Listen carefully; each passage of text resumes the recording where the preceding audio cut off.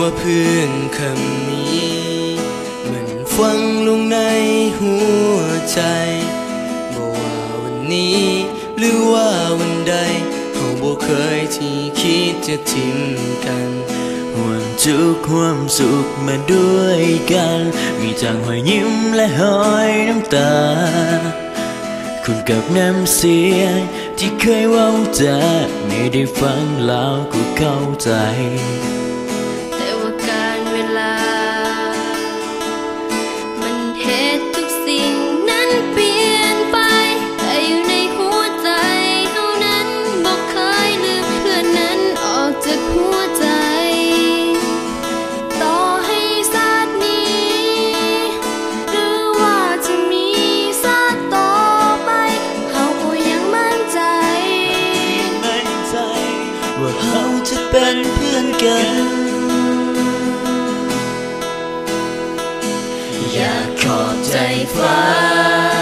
ที่เหตุให้เราเป็นเพื่อนกันถึงแม้ว่าวันเหล่านั้นจะเหตุให้เราต้องห่างจากกันไปแสนไกลก็จะรอคอยคืนวันที่เรานั้นกลับมา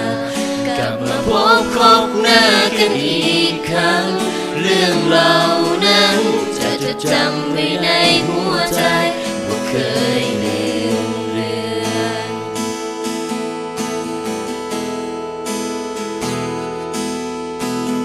ที่เขาเคยไปลินนั้น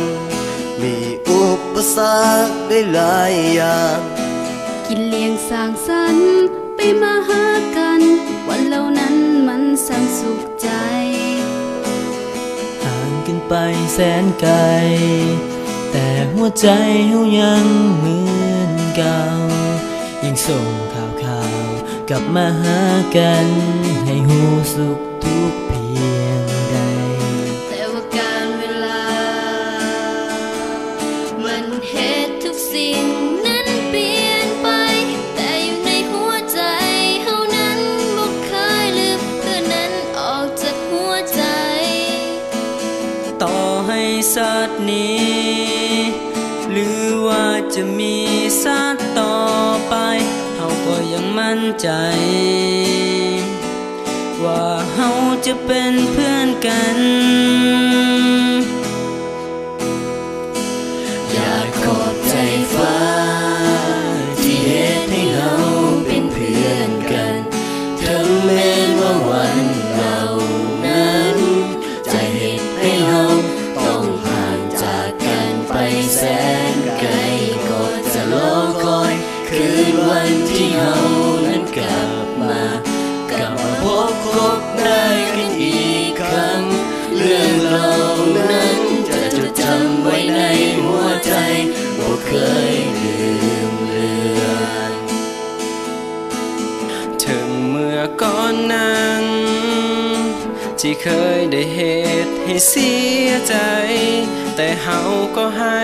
อภัยให้กันเสมอและต่อจากนี้ต่อให้มีสิ่งใดที่ต้องพบเจอก็บ่เหตุให้คำว่าเพื่อนที่มีนั้นตายไปจากกัน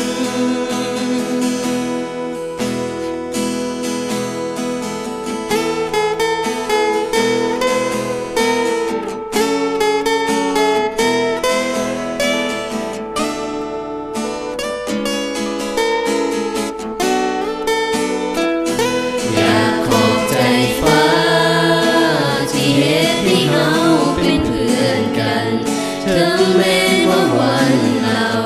นั้นจะเหตุให้เราต้องห่างจากกันไปแสนไกลก็จะรอคอยคืนวันที่เรามันกลับมาพบหน้ากันอีกครั้งเรื่องเหล่านั้นจะจดจำไว้ในหัวใจอยากขอบใจฟ้าที่เหตุให้เราเป็นเพื่อนกันถึงแม้ว่าวันเหล่านั้นจะเหตุให้เราต้องห่างจากกันไปแสนไกลก็จะรอคอย มาพบหน้ากันอีกครั้งเรื่องเหล่านั้นจะจดจำไว้ใน